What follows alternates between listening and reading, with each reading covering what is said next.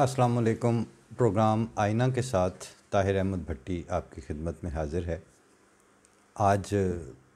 بہت دوستوں نے بھی کہا اور ہمارے بھی ذہن میں یہ آ رہا تھا کہ پاکستان میں 14 اگست کے حوالے سے یوم آزادی کی تقریبات تو جاری ہوں گی ہی، لوگوں میں ایک وہ جھنڈے جھنڈیاں اور وہ جس طرح سے جانے کا ایک ماحول ہوتا ہے بنا ہوا، ٹی وی اور میڈیا کے ذریعے جس طرح کی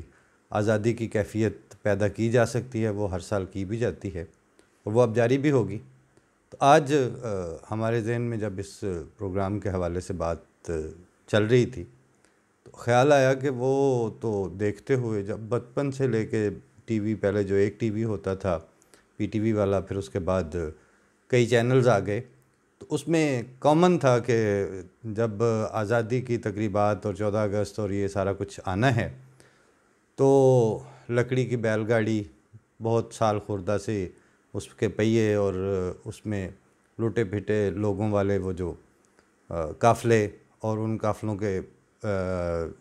نقل مکانی کرتے ہوئے کچھ سین دکھانے کے بعد پھر قائد اعظم محمد علی جناح اور ان کی تصاویر اور پھر تقاریر،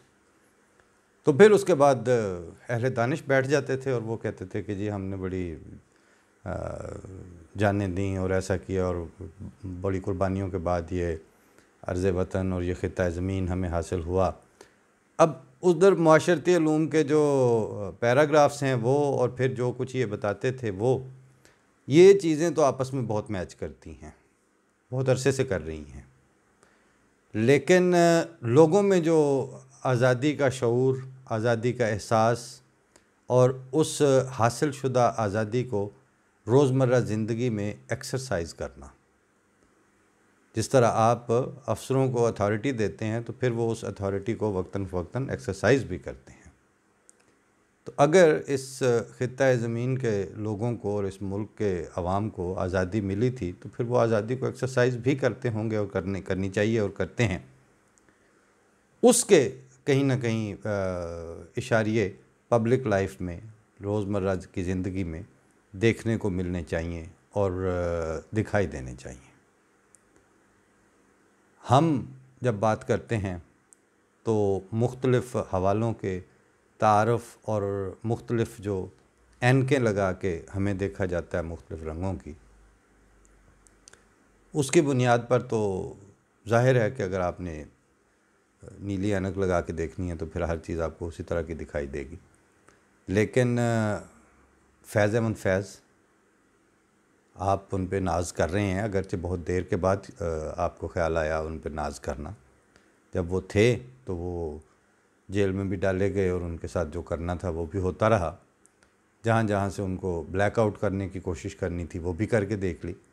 لیکن بہرحال بعد میں آپ کو خیال آیا کہ نہیں، فیض صاحب جیسا دوسرا بندہ ہمارے پاس اس قریبی جو ہیں وہ ہسٹری کے شعراء ان میں نہیں ہے، تو انہوں نے جب یہ لکھا کہ یہ داغ داغ اجالا، یہ شب گزیدہ سحر، وہ انتظار تھا جس کا، یہ وہ سحر تو نہیں، اتنی آسانی سے تو نہیں لکھا ہوگا۔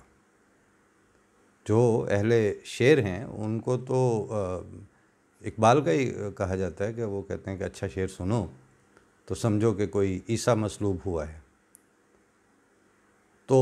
آپ کے ہاں تو لکھنے والوں کے ہاں بہت سے عیسیٰ مصلوب ہو رہے ہیں اور ہر روز اور ہر گلی کوچے میں اور ہر سینے کے اندر ہو رہے ہیں، ان کا بھی کوئی حساب، کوئی شمار، کوئی ہونا چاہیے نا کہ اس پہ بھی بات ہو، کیونکہ جب لوگ بیٹھتے ہیں تو وہ تو پھر کہتے ہیں کہ قطرہ قطرہ حساب اپنے آپ کو بھی دیتے ہیں اور معاشرے سے بھی لیتے ہیں کہ بتائیں تو صحیح کہ کون سی آزادی، کس طرح کی آزادی۔ جس وقت یہ جشن چل رہے ہیں تو بچے ایک لحاظ سے وہ جھنڈیاں لے کے بھاگ کھڑے ہوتے ہیں، لیکن جن پہ کچھ اور بیت رہی ہوتی ہے وہ اس وقت کیا سوچ رہے ہیں۔ ایک تصویر میرے تک پہنچی لالا موسیٰ سے کہ وہ جا رہے ہیں اور ان کو سرِ راہ گولیاں مار کے، نامعلوم افراد کیا ہوتے ہیں، یہ جو نامعلوم افراد فائرنگ کر کے چلے گئے، نامعلوم افراد آپ کو قتل کر کے چلے گئے، اس کا سمپل مطلب ہے کہ آپ کی جو اسٹیٹ اور آپ کے اسٹیٹ کے جو انسٹیٹیوشنز ہیں ان کی ریٹ نہیں ہے، یا انہوں نے چشم پوشی کا وہ لیول اختیار کر لیا ہے کہ جس پہ گمان گزرتا ہے کہ یہاں کوئی قانون ہی نہیں ہے. اس سے نامعلوم پیدا ہوتی ہے نا بات، صورتحال. میں رات کو لیٹ نائٹ ہی عموماً بعض دفعہ خیال آتا ہے کہ چلو آج سارا دن واک نہیں کی یا کچھ ایسی مصروفیات ہوں تو دیر سے بھی نکل جائیں، 12-1 بجے کے بعد بھی خیال آیا کہ چلو اسی وقت کر لیتے ہیں 5-6 کلومیٹر کی واک. تو وہ ایک دن میری بات ہوئی تو میرے بھائی نے پوچھا کیا ہو رہا ہے، میں نے کہا واک کر رہا ہوں. اچھا اس وقت؟ میں نے کہا ہاں جس وقت مل گیا کر لی. تو کہتے ہیں کہ کیا مطلب it is safe to be out at this hour of the night, مطلب رات کے اس وقت آپ نکلے ہوئے ہیں؟ تو میں نے کہا کچھ بھی نہیں، کوئی مسئلہ نہیں ہے. تو سیکیورٹی کا کیا ہوتا ہے؟ میں نے کہا سیکیورٹی میرا مسئلہ نہیں ہے، یہاں پہ مجھے سیکیورٹی پرووائڈ کرنا سیکیورٹی اداروں کا کام ہے، اور اسی وجہ سے کبھی خیال نہیں آیا کہ یہاں پہ مجھے کسی اسلحہ لائسنس کی ضرورت ہے. کیا کرنا ہے میں نے؟ پاکستان میں رکھنے بھی پڑتے تھے، لینے بھی پڑتے تھے اور رکھے بھی. تو یہاں پر تو صورتحال یہ ہے کہ اگر لوگ یہ کہیں کہ ہمیں اپنی حفاظت کے لیے اسلحہ چاہیے تو فوری طور پر وہ کہتے ہیں کہ پھر یہ جو ہمارے لا انفورسمنٹ کے ادارے ہیں اور جن کا کام ہے لوگوں کو امن و امان کے ساتھ زندگی گزارنے کا ماحول دینا، ان کے اوپر جو ملینز آف ملینز یوروز کی تنخواہیں اٹھ رہی ہیں، وہ پھر کس مقصد کے لیے استعمال ہوں گی؟ اگر آپ نے اپنی حفاظت خود پستول لے کے اور اپنا لائسنس ایشو کروا کے کرنی ہے تو آپ وہاں دیکھ لیجئے اپنے ارد گرد کہ وہاں آپ کو کس طرح کی مطلب جس کو بھی ذرا سا اس کی جیب اجازت دے اور حالات اجازت دیں تو وہ اس کو یہ انتظامات اب خود کرنے پڑ رہے ہیں. اس کے ساتھ ساتھ ایک ڈھول پٹتا ہوا آپ ہر سال کی بنیاد پر، ہر 5 سال کے بعد ہر بڑی سٹیٹمنٹ میں آپ سنتے ہیں کہ ہماری فوج دنیا کی نمبر 1 فوج، ہماری فوج. یہ بھئی آپ کی فوج ہے، لیکن ہو کیا رہا ہے کہ آپ کی فوج ایز اے ادارہ مضبوط ہوتی جا رہی ہے اور آپ کی عوام الناس کی زندگی کے انڈیکیٹرز کی روح سے آپ کی پبلک لائف اور آپ کا ملک بحیثیت مجموعی اپنے دیگر انڈیکیٹرز کے حوالے سے وہ کمزور سے کمزور تر ہوتا جا رہا ہے. تو ویسے تو خیر یہ اب صرف کہنے کو رہ گیا ہے کہ جی وہ جب فوج کا ذکر کرنا ہو تو کہ چوکیدار کا یہ کام ہے، چوکیدار کا کیا کام ہے کہ وہ قبضے کرے اور وہ آپ کو بتائے. اور وہ آپ ابھی تک کہیں کہیں لکھنے والے اپنے آرٹیکلز میں اور اپنے بیانات اور تجزیوں میں وہ چوکیدار کا لفظ استعمال کرتے تو ہیں، لیکن فوج کو پتہ ہے کہ ہم کون سے چوکیدار ہیں، ہم ان کے مالک ہیں. لیکن اگر وہ چوکیدار کی بنیاد پر بھی لے لیں اگر بات کو، تو جس گھر کا چوکیدار بہت ویل ایکوپڈ ہو، اس کی صحت بھی اچھی ہو، اس کو تنخواہ بھی اچھی مل رہی ہو، اس کے پاس اسلحہ بھی لیٹسٹ ہو، سب کچھ ہو، لیکن جو گھر کے اندر افراد ہیں وہ ہیضے سے مرنا شروع ہو جائیں یا ان کے اوپر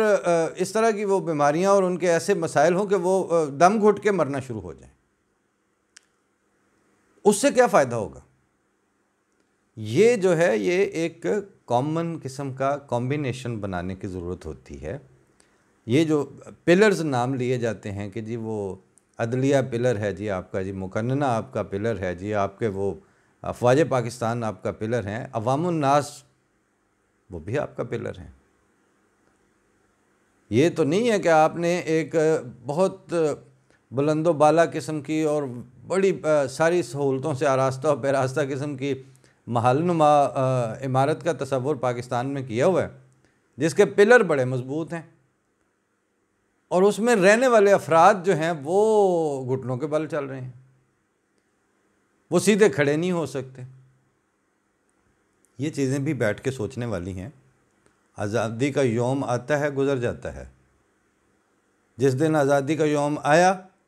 پشاور میں جو بندہ تالا لگا کے رات کو اپنا گھر جا رہا تھا اس کو گولی مار کے شہید کر دیا گیا. وجہ کیا تھی کہ جی اس کا تعلق اس جماعت سے ہے جس کے خلاف منافرت کی مہم جب چل رہی ہو تو اس مہم کو روکنے اور اس کو شٹ اپ کال دینے والا بھی کوئی نہیں ہے۔ پچھلے دنوں آپ نے سنا کہ وہ مسائل کچھ ہوئے تھے فلانا جلالی اور فلانے کے درمیان، تو اگلے دن ایف آئی آریں بھی کٹ گئیں، وہ سارا کچھ ہو گیا۔ تو وہ کس بنیاد پر ہوا تھا؟ بلکہ اس سے بھی ذرا پہلے جائیں، چند مہینے پہلے یا سال ڈیڑھ سال پہلے، تو وہ خادم رضوی جو کسی سے ولیا نہیں ولیا جا رہا تھا، مطلب وہ قابو ہی نہیں آ رہا تھا کسی حوالے سے، اس نے جس وقت آرمی چیف کے اوپر اور عدلیہ کے چیف جسٹس کے اوپر اس طرح بات شروع کی ہے، توہین کی اور فلاں اور گستاخ کی، تو ایک رات کا ہم نے ٹیلی ویژن پہ دیکھا، ادھر سے رینجرز آئیں، ادھر سے یہ ہوا، ٹھک ٹھک، جناب وہ 2.5 پھٹ جسے کہتے ہیں پنجابی میں، کوئی دیر نہیں لگی، دوبارہ بات بھی کبھی نہیں سنی۔ سلیکٹڈ جسٹس تھا نا، لا اینڈ آرڈر اور جو رٹ ہے اس کو قائم کرنے کے لیے کچھ لوگوں کے اوپر آپ بات نہیں کر سکتے۔ پھر اس کے بعد اگلے لیول پہ اتری، تو جب وہ جلالی صاحب کو یہ تکلیف ہوئی اور انہوں نے اپنی تشریحیں شیعوں پر مسلط کرنے کی کوشش کی اور اس میں زبان درازیاں کیں، تو پوری کیلکولیشن کر کے چند دن کے اندر وہ دیکھتے رہتے ہیں جو اشاریے ہوتے ہیں معاشرے کے، اچھا یہ اب معاملہ اس طرف کو جا رہا ہے، اشرف جلالی کو اٹھا لیا گیا، نامعلوم مقام پہ بھی منتقل ہو گئے، سارا کچھ ہو گیا۔ اچھا اسی دورانیے میں جب یہ تحفظ بنیاد اسلام بل کے چکر میں راجہ بشارت وزیر قانون پنجاب اور اسپیکر پنجاب اسمبلی جو پرویز الہی اور اس طرح کے لوگوں نے مل کے وہ تماشا لگانے کی کوشش کی، تو جو رد عمل آیا اس کے نتیجے میں وہ ملاقاتیں بھی ہو رہی ہیں، وہ باتیں بھی ہو رہی ہیں کہ جی اچھا اس کو ریویو کرتے ہیں، گورنر کو بھی اپروچ ہوا جا رہا ہے۔ یہ کیا ہو رہا ہے؟ یہ سارا کچھ یہ آزاد اور ترقی کرنے اور ترقی کی خواہش رکھنے والے معاشروں اور ملکوں کا یہ ایٹیٹیوڈ نہیں ہوتا کہ کوڑا کوڑا تھو تو میٹھا میٹھا ہپ ہپ کرتے جائیں، وہ جو ان کو سوٹ کرتی ہو بات اس کو پروموٹ ہونے دیں، جو ان کو سوٹ نہیں کرتی، جس کا ان کو فوری نقصان پہنچ رہا ہو اس کے وقت وہ ان کو اٹھا لینا اور سٹاپ کر لینا اور نامعلوم مقام پہ منتقل کرنا، اور راجہ بشارتوں اور وزیر قانونوں کو بھی یقین دہانیاں کرانے کی توفیق بھی مل جائے اور اس کے لیے وہ ضروری بھی سمجھیں۔ اب یہ جو آپ کے سامنے تماشے لگے ہوئے ہیں کہ لالا موسیٰ میں راہ چلتے فائرنگ کر دی، بندے کی جان بچنی تھی، اللہ تعالیٰ نے بچانی تھی، بچ گئی، اور دوسری طرف وہ اپنا میڈیکل سٹور کا بند کر کے گھر آنے لگے ہیں، تو اپنا نامعلوم لوگ گولیاں مار کے چلے گئے ہیں۔ کیا ہے ایف آئی اے جو ہے، ایک طرف ان کو خیال ہوتا ہے کہ ہم ہر چیز پہ ان کے سائبر کرائم یونٹ اور پتہ نہیں کیا کچھ ایکٹیو ہے، یہاں کیوں نہیں کچھ ایکٹیو ہوا؟ یہ ہے آپ سلیکٹڈ قسم کی آزادی کو پروموٹ کر رہے ہیں اور ایک کیلکولیٹڈ قسم کی حب الوطنی دے رہے ہیں، اور ایک ترانوں کے ساتھ جوڑ کے اور لیپا پوتی والی جو وطنیت کی فضا ہے وہ پیدا کر کے کون سا آپ مطلب احساس تحفظ پبلک میں عام کر رہے ہیں؟ جب یہ چیز نہیں ہوگی اور جب آپ سلیکٹڈ رائٹس اور سلیکٹڈ قسم کی اپرچونٹیز کے تک لے آئیں گے معاشرے کو، اور وہ پھر آپ کا جو ہے وہ آرڈر آف دا ڈے بن جائے، جب یہ چیز یعنی آپ سمجھیں کہ یہی ہے، اب ایسے ہی ہونا ہے، تو پھر وہ جو منو بھائی نے کہا تھا کہ لوکی کراں تے مورچے لا کے کرن حفاظت فوجاں دی، لوکی کراں تے مورچے لا کے کرن حفاظت فوجاں دی، گردیاں اتے بن سرانے ملم لواندے سوجاں دی، تے سینسر لا کے کرن نمائش اپنے سارے کوجاں دی، پر اجے قیامت نہیں آئی، پر اجے قیامت نہیں آئی۔ اور جو کشتی ہے نا، وہ بڑے ہم نے اسکول کے لیے کاپیاں خریدنی تو اس کے ٹائٹل پہ لکھا ہونا کہ جی ہم لائے ہیں طوفان سے کشتی نکال کر اور رکھنا پڑا پیارے بچوں اس کو سنبھال کر اور یہ وہ. تو اب وہ جو ملک والی کشتی ہے اس کے اوپر بھی انہوں نے لکھا ہے. اور حیرت ہوتی ہے کہ جب اس طرح کے حساس روحیں جو خیر اکثر اب کوچ کر گئے دنیا سے اور ہمیں سپرد کر گئے، اب کیا اب نام کیا لیں، کس ٹی وی چینل کا نام لیں، تو وہاں پہ کون سا دانشور بیٹھا ہوگا. کس کو جس وقت سٹینڈ لینا پڑے، جس وقت ان کو پتہ چلے کہ اب بات کرنی ہے، وہیں اس نے چپ ہو جانا ہے. یہ جو ہے نا اس وقت مفاد اور اپنی منفعت کو سامنے رکھ کے بولنے والے، جن کے قلم جو ہیں وہ بھی کسی اور کی جیب میں ہوتے ہیں، اور جن کی زبانیں جو ہیں وہ بھی کسی اور اشارہ ابرو کو دیکھ کے پھر کھلیں گی، پھر بولیں گی. ان دانشوروں نے تو یہ کیسے لکھنا تھا؟ یہ تو ٹھیک ہے، پھر جب بات چل پڑی ہے تو وہ بھی ساتھ ڈھول پیٹنا شروع کر دیتے ہیں. جو سوٹ کرتا ہے وہ ٹھیک ہے، جو نہیں سوٹ کرتا وہ نہ کرے. اپنی اپنی پڑی ہوئی ہے نا. تو جب اپنی اپنی پڑی ہوئی ہوتی ہے تو قومی ترقی، قومی تعمیر کون کرے گا؟ کس نے سوچنا ہے اس کے بارے میں؟ فیض صاحب کا ایک شعر پڑھ دیا اس لیے کہ وہ فوت ہو گئے. منو بھائی کا ایک بند آپ کو سنا دیا اور دوسرا سنانے لگا ہوں کیونکہ وہ بھی فوت ہو گئے. زندہ لوگوں میں اس طرح سوچنے والے لوگ کہاں ہیں آپ کے؟ آزادیاں تو انٹیکٹ رہتی ہیں، مسلسل دھڑکتی ہوئی سوچ رکھنے والے،